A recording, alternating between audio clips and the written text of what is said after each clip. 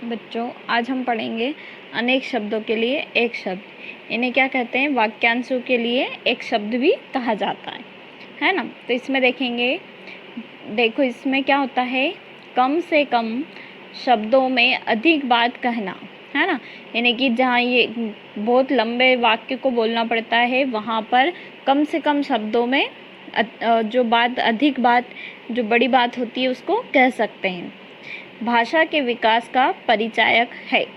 अपनी बात के कम से कम शब्दों में कहने की इच्छा हर व्यक्ति की होती है। इसमें अनेक शब्दों के लिए प्रयोग होने वाले शब्द बहुत सहायक होते हैं। हाँ, तो क्या होता है कि कभी कभी कम शब्दों में बहुत बड़ी बात कही जा सकती है ना। तो उसमें वाक्य पूरा बोलने की जगह एक शब्द से भी काम चल सकता है। आगे उन प्रमुख शब्दों की तालिका दी जा रही है जो अनेक शब्दों के लिए प्रयोग किए जाते हैं। अब इसमें हम देखेंगे, जैसे देखिए अनेक शब्द है और एक तरफ लिखा है एक शब्द, है ना। अनेक शब्द यानी कि वाक्यांश जो है उसके लिए एक शब्द। तो हाथी को हाँकने वाला लोहे का हुक, तो उसको क्या बोलते हैं? अंकुश, है ना। अब किसी को यदि बोलना हो कि अपनी बहुत सारी जैसे कि बातों पर अंकुश लगाइए, ये करिए, यानी कि रोक लगाना, उसे अपने वश में करना, तो उसको क्या बोलेंगे? अंकुश, है ना। जो छूने योग्य ना हो उसे क्या बोलेंगे? अछूत। अब इतना लंबा वाक्य बोलेंगे, जो छूने योग्य ना हो, इसकी जगह हम क्या बोल सकते हैं? अछूत। ठीक है। अगला है, जिसे कोई जीत ना सके, अजय। अब हमें पूरा बोलना पड़ेगा कि जिसे कोई जीत ना सके, तो उसकी जगह हम क्या बोल सकते हैं? अजय, है ना। जो कभी भी ना चूकने वाला हो, अचूक। बोलते हैं ना किसी का निशाना अचूक, तब उसे ऐसा तो नहीं बोलेंगे इसका निशाना कभी भी नहीं चूकने वाला है, उसकी जगह हम क्या बोलेंगे? अचूक, है ना। अपनी बात से ना डिगने वाला, अडिग जो होता है, यानी कि अपनी बात से जो हिलता नहीं है, जो एक बार जो बात कह देता है उसको मानना, पूरा करना, है ना। जिसके आने की तिथि तय ना हो। अब कोई अतिथि हमारे घर आता है तो उसको अतिथि ही बोलेंगे, ये तो नहीं बोलेंगे जिसके आने की तिथि तय ना हो, है ना। इतना बड़ा वाक्य बोलने से अच्छा है हम उसको केवल क्या बोलेंगे? अतिथि। ठीक है। ऐसे ही अगला है, जो परीक्षा में उत्तीर्ण ना हुआ हो, है ना। जो परीक्षा में उत्तीर्ण ना हुआ हो तो उसे क्या बोलेंगे? अनुत्तीर्ण, है ना। एक भाषा की बात को दूसरी भाषा में लिखना क्या कहलाता है? अनुवाद। जो पहले कभी ना हुआ हो उसे बोलते हैं अभूतपूर्व। जिस पर अभियोग चल रहा हो, अभियुक्त। ठीक है। जो इस लोक का ना हो, अलौकिक, है ना।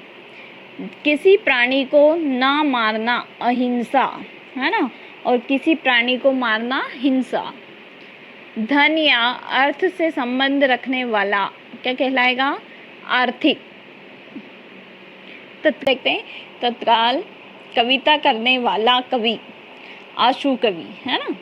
जिसका उल्लेख करना आवश्यक हो, उल्लेखनीय। ठीक है। जिस पर एक का ही अधिकार हो, एकाधिकार, क्या बोलेंगे उसे? एकाधिकार। जो अच्छे कुल में पैदा हुआ हो उसे बोलेंगे कुलीन। क्या बोलते हैं अच्छे कुल में पैदा होने वाले को? कुलीन। लंबी उम्र वाला, चिरंजीवी। छात्रों के रहने का स्थान क्या कहलाता है? छात्रावास। दूर की बात जान लेने वाला क्या कहलाएगा? दूरदर्शी। निंदा करने योग्य क्या कहलाता है? निंदनीय, है ना। अगला हम देखते हैं, तो ईश्वर पर विश्वास न करने वाला नास्तिक, और ईश्वर पर विश्वास करने वाला क्या होता है? आस्तिक। जो एक अक्षर भी ना जानता हो, निरक्षर। जिसे कुछ भी नहीं आता हो, है ना, अनपढ़, निरक्षर। दूसरों का भला करने वाला, परोपकारी। बहुत से रूप धारण करने वाला, बहुरूपिया, जिसे हम अपने गांव के भाषा में क्या बोलते हैं? बेरूपिया, है। जो सम्मान के योग्य हो, माननीय।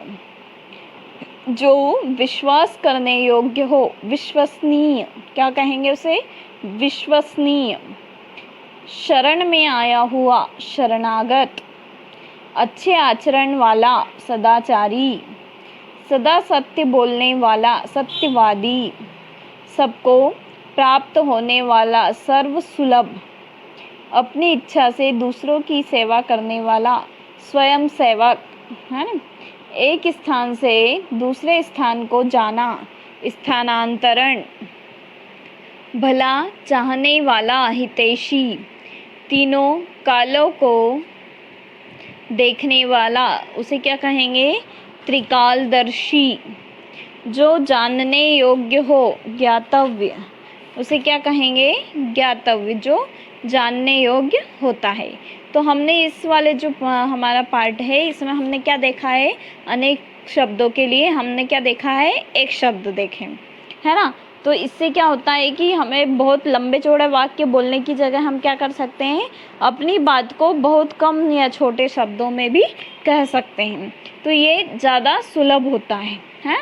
जैसे कि हमने उदाहरण के रूप में ये सारे वाक्यांश के लिए एक शब्द देखे हैं। तो अब इसमें आपको होमवर्क के लिए है, इसमें आपको होमवर्क लिखना है, सबको प्राप्त होने वाला, सबको प्राप्त होने वाला। जो सम्मान के योग्य हो, जो सम्मान के योग्य हो। जो परीक्षा में उत्तीर्ण हुआ हो, जो परीक्षा में उत्तीर्ण हुआ हो। जो इस लोक का ना हो, अगला लिखना, जो इस लोक का हो। जिस पर एक का ही अधिकार हो, जो जिस पर सभी का अधिकार हो। छात्रों के रहने का स्थान, निंदा करने योग्य। जो छूने योग्य ना हो, जो जानने योग्य हो। अगला, भला चाहने वाला, जिसका कोई अंत ना हो। इन सभी के आपको आंसर लिखने हैं, ठीक है।